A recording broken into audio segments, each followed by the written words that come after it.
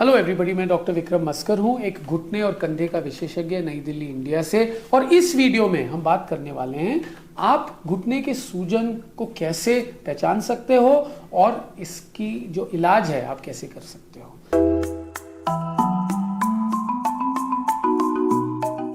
पहले तो नी एफ्यूजन या घुटने में सूजन क्या होती है। घुटना एक जोड़ है, जोड़ में हड्डियां होती हैं, लिगामेंट्स होते हैं, मेनिस्कस होते हैं, चिकनाई होती है। नाउ घुटने में सूजन आ सकती है क्योंकि कोई भी जोड़ जो है वो मूवमेंट कराती है। मूवमेंट मतलब स्मूथ मूवमेंट, ताकि फ्रिक्शन ना हो। और फ्रिक्शन कैसे कम होता है? कार्टिलेज से और ल्यूब्रिकेशन से। लुब्रिकेशन क्या होता है? वो एक सिंगर ऑयल, मशीन ऑयल की तरह होती है। और वो मशीन ऑयल कैसे आता है? घुटने के चारों तरफ एक कवरिंग होती है जिसको हम साइनोवियल मेम्ब्रेन बोलते हैं। उसमें छोटे छोटे से सेल्स होते हैं जिनका काम होता है 1 या 2 ml ल्यूब्रिकेशन घुटने के अंदर लगाना। जब ये ल्यूब्रिकेशन जरूरत से ज्यादा पैदा होता है तो हम इसे नी एफ्यूजन बोलते हैं। नाउ ये एक तरीका है सूजन आने का। ये जो साइनोवियल मेम्ब्रेन है ये जरूरत से ज्यादा ल्यूब्रिकेशन पैदा करता है। नाउ क्यों पैदा करता है? एक तो जब घुटना रगड़ खाता है बुढ़ापे में, या जब कार्टिलेज या चिकनाई खत्म हो जाती है, तो ये छोटे छोटे से हड्डी के टुकड़े निकलते हैं जो धूल क्रिएट करते हैं घुटने के अंदर। वो इसे इरिटेट करते हैं ये लेयर को, और ये जरूरत से ज्यादा ल्यूब्रिकेशन पैदा करते हैं। लाइक आंखों में आंसू आना जब आप धूल में जाते हो। दूसरा कारण होता है कभी कभी ये जो कवरिंग है, धूल तो नहीं आती पर आप ही का बदन ये कवरिंग से लड़ने लग जाता है। नाउ जब ये लड़ने लग जाते हैं इसे हम इन्फ्लेमेटरी या ऑटो इम्यून आर्थराइटिस बोलते हैं, जैसे रूमेटॉइड आर्थराइटिस एक्सेट्रा। तो ये इरिटेट हो जाता है और ये जरूरत से ज्यादा ल्यूब्रिकेशन या पानी लगाने लग जाता है। तीसरा है कोई इन्फेक्शन के वजह से, जैसे टीबी हो सकता है या कोई भी इन्फेक्शन हो जो इस लेयर को इरिटेट करता है, तो पस भर जाता है अंदर की तरफ। उसे हम पस इन द नी या सेप्टिक आर्थराइटिस बोलते हैं। चौथा है खून भर जाना। देखिए घुटने में भी खून की नलियां हैं, जब चोट लगती है तो खून भर जाता है घुटने के अंदर, इसे हम हीमार्थ्रोसिस बोलते हैं। तो ये अलग अलग तरीके हैं जिससे घुटने में पानी भर सकता है या घुटना सूज सकता है एक्चुअली। नाउ आप इसे कैसे रिकग्नाइज कर सकते हो? आप रिकग्नाइज कर सकते हो अपने नॉर्मल घुटने से कंपेयर करना। तो अगर आप दोनों घुटने को सीधा करके देखते हो तो आपको दिखेगा कि जो साइड में सूजन है ऊपर की तरफ, कटोरे के ऊपर की तरफ आपको लगेगी कि एक बल्ज टाइप है। इसका मतलब है इन ऑल प्रोबेबिलिटी कि आपका सूजन है। ठीक है, तो आपको क्या करना चाहिए अगर आपने इसको नोटिस किया? पहली चीज इसको आइस करना चाहिए। ठीक है, आइस आप घर पे भी मिलता है, आइस पैक्स हो सकते हैं, या आप नॉर्मल आइस एक प्लास्टिक की थैली में लगा के आप उसके ऊपर लगा सकते हो। घर में कोई भी पेन की दवाई जो आप रूटीनली लेते हो, जैसे पैरासीटामोल एक्सेट्रा, वो आप ले लीजिए, उससे थोड़ा कम हो जाएगा।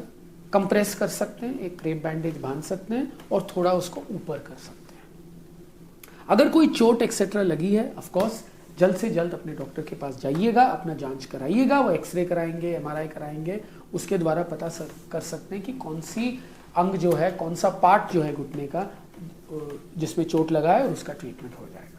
अगर आपको बुखार इत्यादि हो रहा है तो इसको नजरअंदाज मत करिएगा, तुरंत अपने डॉक्टर के पास जाइए। अगर घुटना बिल्कुल लाल हो गया है, बुखार है, बहुत दर्द हो रहा है, हो सकता है इन्फेक्शन हो, तो please go to the doctor. Doctor आपको देखेगा, टेस्टिंग कराएगा और उसका ट्रीटमेंट करना बहुत इंपॉर्टेंट है। अगर आपको बहुत दिन से एपेटाइट जो है वो कम है, आप खाने का मन नहीं कर रहा है, आपका वजन कम हुआ है एक्सेट्रा, खांसी हो रही है, छाती में प्रॉब्लम, और कभी आप पहले टीबी से गुजर चुके हो, तो हो सकता है घुटने में भी हो, तो वो भी नज़रअंदाज मत करो। एक ही जोड़ में सूजन होना अपने आप नॉर्मल नहीं है, अपने डॉक्टर के पास जाके जांच कराओ। दूसरे और कारण होते हैं, जैसे मैंने समझाया था रूमेटॉइड आर्थराइटिस, उसमें ज़्यादातर लोगों को अलग अलग जोड़ों में दर्द होता है। नॉर्मली सिमेट्रिकल, मतलब दोनों तरफ होता है, जैसे दोनों घुटनों में होता है, दोनों घुटनों में सूजन होना। ये इसका आसार हो सकता है कि आपको रूमेटॉइड आर्थराइटिस हो या ऑस्टियो आर्थराइटिस या एजिंग चेंजेस हो, तो उसके भी विशेषज्ञ होते हैं। ऑस्टियो आर्थराइटिस के लिए नॉर्मल जो ऑर्थोपेडिक सर्जन, नी सर्जन मेरी तरह होते हैं, और जो रूमेटॉइड के लिए होते हैं वो रूमेटोलॉजिस्ट या इम्यूनोलॉजिस्ट होते हैं।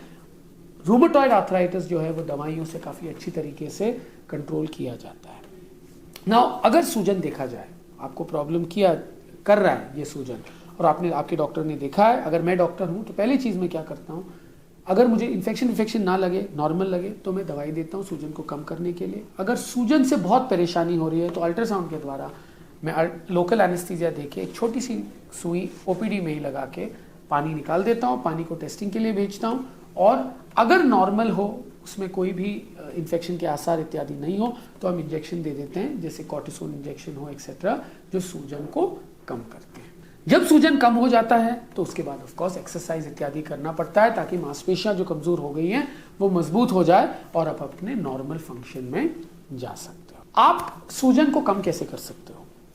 अगर आपका इन्फेक्टिव टाइप ना हो, मतलब जैसे टीबी एक्सेट्रा या चोट के कारण ना हो, तो पहले तो अपने घुटने की बात सुनना।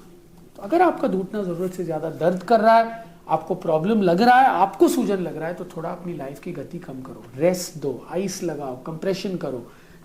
आपकी बॉडी में क्षमता होती है कि ये स्वेलिंग को अपने आप ठीक करे। एक तरीके से आपकी बॉडी रो रही है और आपको बता रही है कि मुझे बचाओ, मुझ पे तरस खाओ और थोड़ा सा रेस्ट दो मुझे।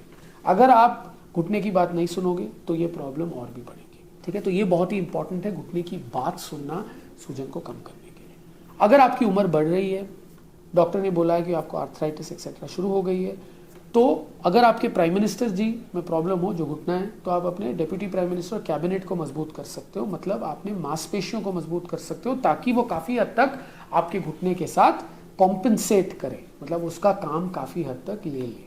तो मांसपेशियों को मजबूत करना, अपनी एक्टिविटी को अपने घुटने के अनुसार मॉडिफाई करना, उससे आपको काफी आराम मिल सकता है। मुझे उम्मीद है इस वीडियो के द्वारा आपको काफ़ी इन्फॉर्मेशन मिली है घुटने के सूजन के बारे में, इसको हम ठीक कैसे कर सकते हैं, इसके ट्रीटमेंट ऑप्शंस क्या होती है और इसको प्रिवेंट कैसे कर सकते हैं। अगर आपको मेरा वीडियो पसंद आया, please like and subscribe to my channel and please follow me on Instagram. Thank you.